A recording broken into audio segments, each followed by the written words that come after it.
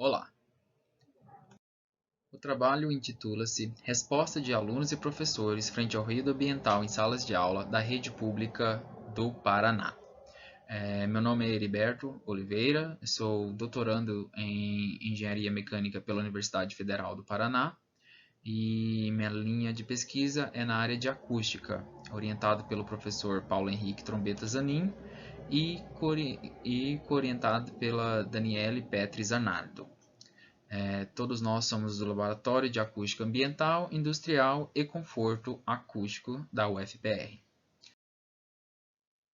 Por que estudar acústica nos ambientes escolares? Primeiramente, existe uma dificuldade intrínseca associada ao ruído e à aprendizagem dos alunos. E também isso pode interferir tanto na qualificação dos professores, na medida que estes podem apresentar diversos problemas de saúde, não necessariamente correlatos a problemas auditivos, mas também podem apresentar problemas correlatos e decorrentes da exposição ao ruído, com efeitos secundários, como é o caso do estresse, como é o caso de doenças cardiovasculares, o aumento da pressão e várias outras doenças, além, claro, dos efeitos no sistema auditivo. Além disso, num contexto urbano, fica claro que toda a relação em que a escola se encontra com o ambiente externo, seja através da relação com o sistema de rodoviário, onde esse sistema introduz ruído dentro da sala de aula, seja pelo sistema aeroviário, com a presença de aviões que emitem ruído sobre a escola, existe sim uma necessidade de compreender como esses ruídos interferem na relação ensino-aprendizagem, além disso, de caracterizar essa resposta nos alunos e nos professores. Para caracterizar essa resposta, existe a necessidade da aplicação de questionários, que é uma metodologia útil para verificar esses possíveis efeitos avaliados diretamente nos alunos sobre avaliação. Além disso, como mencionado anteriormente, especificamente no lado, existem efeitos correlatos com os déficits de atenção, que podem decorrer também dos efeitos das dificuldades de concentração.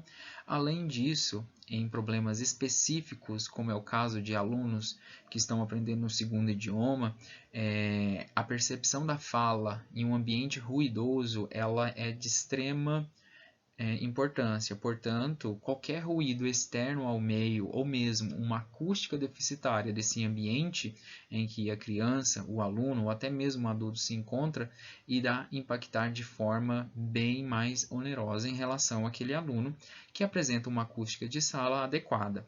Então, portanto, o desempenho acadêmico e psicossocial de todos está relacionado diretamente com uma acústica de uma sala de aula adequada. Além disso, portanto, o objetivo desse trabalho foi realizar uma avaliação da qualidade do ambiente, ou seja, usando diversas variáveis. Num primeiro momento, realizou-se uma abordagem sob a ótica da acústica, onde que objetivou-se realizar um estudo com base em medições do nível de ruído de fundo, ou seja, o ruído presente ali na sala de aula, e também medições do tempo de reverberação, que é um descritor bastante consolidado na acústica de salas para caracterizar se essa sala está adequada para atividades de ensino ou não. Além disso, houve a aplicação de questionários para poder verificar esse efeito, ora, que foi quantificado pela acústica de sala, sobre a percepção do que as pessoas ali estão respondendo ou estão percebendo no seu ambiente. Dessa forma, esse trabalho apresentou a seguinte metodologia. Foram analisadas duas salas de aulas em duas escolas diferentes, para poder encontrar uma amostra que seja significativa. Além disso, nessas salas de aula foram realizadas as medições do tempo de reverberação, mais uma vez, um descritor acústico extremamente robusto que pode ser aplicado na avaliação da qualidade acústica. E essa avaliação seguiu a ISO 3382-2 de 2008, onde avalia-se a acústica para salas ordinárias, ou seja, salas comuns. E para cada sala de aula foram avaliadas medições em 5 pontos. Uma vez que o tempo de reverberação ele não altera-se tanto na sala, 5 pontos são mais do que suficientes. Além disso, houve, conforme dito anteriormente, a percepção, ou seja, a mensuração do ruído de fundo que estava presente na sala de aula no momento que foi avaliado. Para verificar como que o ruído da comunidade está interferindo nessa relação dentro da sala de aula.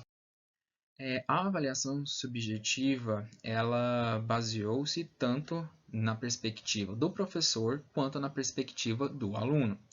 Essas avaliações sobre a percepção foram obtidas conforme a pesquisa realizada por Doug Hall em 2001. Eles basicamente aplicaram questionários com perguntas para identificar o nível de incômodo e a esse associar um padrão, um score, e com isso a gente verificou através de estatística qual foi o efeito combinado dessas variáveis sobre a percepção do aluno, para tanto usando como base os valores coletados durante a medição. Dessa forma, os questionários foram aplicados para 71 professores e 10.035 alunos. Esses dois grupos de população foram avaliados tanto na cidade de Curitiba e de Pinhais, que foram as duas cidades onde que houve a aplicação. Os questionários foram respondidos pelos próprios entrevistados e assim, se fosse necessário, o entrevistador também, no caso, ajudaria os entrevistandos. Para cada resposta foi associado um nível, ou seja, os scores variando de 0 a 3, e com isso calculou-se a análise descritiva. Além disso, essa análise descritiva ela faz parte da análise estatística dos questionários. De uma maneira direta, objetivou-se qualificar como que os descritores acústicos influenciaram na percepção do ruído, ou seja, através de testes ANOVA para verificar essa hipótese e, com isso, poder quantificar de uma maneira direta a relação do ruído. Os resultados, primeiramente, foram divididos na medida para a qualidade acústica. Em relação à qualidade acústica, os níveis sonoros medidos nas escolas, eles apresentaram níveis relativamente altos, chegando até 76 decibéis. E os níveis médios foram na faixa de 59 decibéis e 63 decibéis. Esses níveis eles estão fora dos limites recomendados pela NBR 10151, que para salas de aulas estaria em torno de 50 ou 55 decibéis, a depender do zoneamento da comunidade, que no caso ali tratava-se como um ambiente escolar.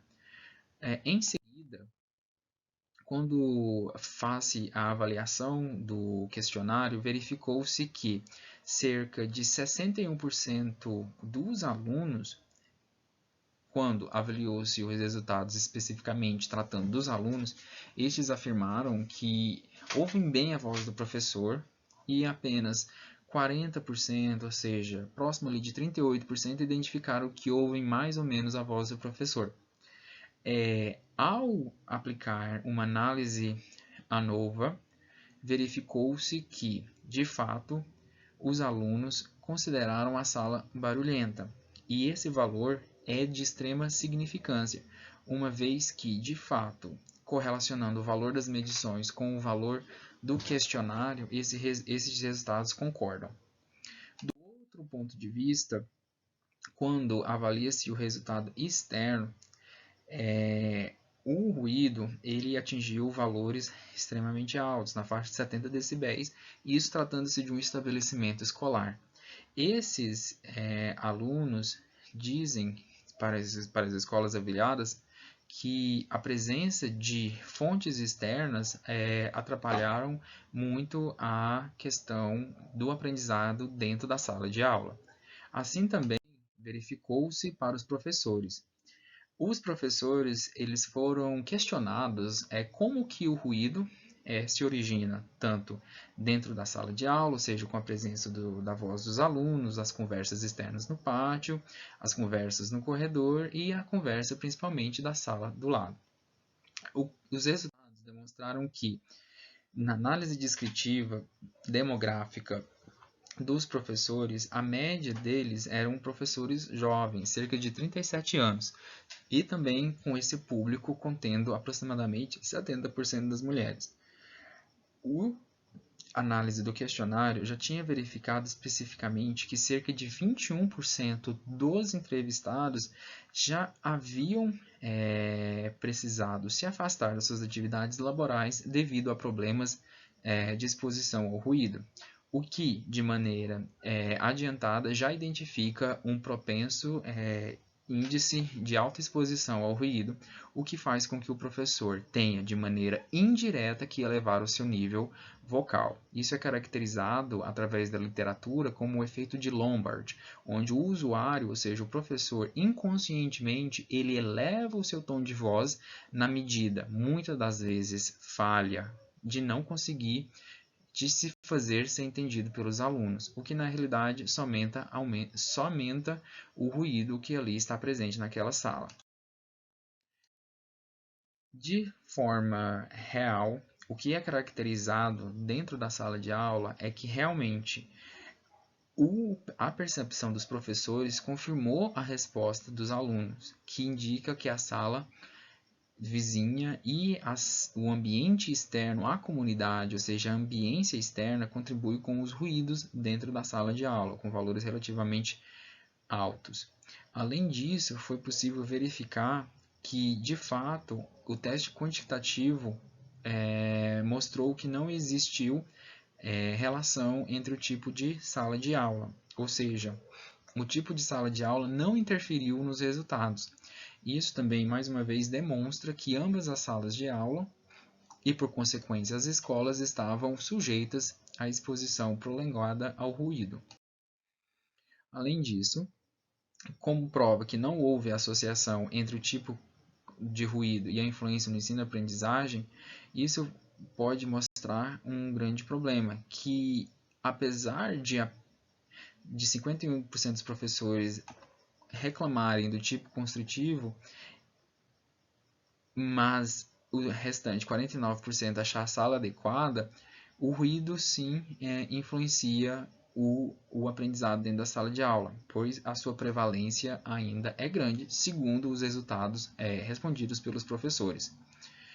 Além disso, como foi tratado anteriormente, com esses níveis mensurados na faixa de 73 e 74 decibéis, os professores, sim, tendem a elevar os seus níveis vocais, o que corrobora mais uma vez o resultado mostrado no questionário, onde eles indicam a alta presença de ruído. Além disso, como eles têm que elevar a sua voz na medida para poder suprir o ruído de fundo e também o ruído gerado pelos alunos, isso acaba onerando a qualidade vocal dos professores, acarretando provavelmente o que já tinha sido identificado previamente do afastamento da sua atividade laboral devido à alta exposição do ruído. Como conclusões, esse trabalho ele aplicou uma abordagem híbrida da avaliação dos parâmetros acústicos junto com os questionários.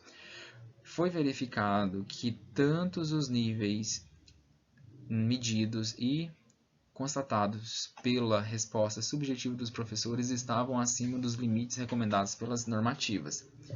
Além disso, esses ruídos são, na avaliação subjetiva, ou seja, pela percepção tanto dos professores como dos alunos, que houve um grande incômodo.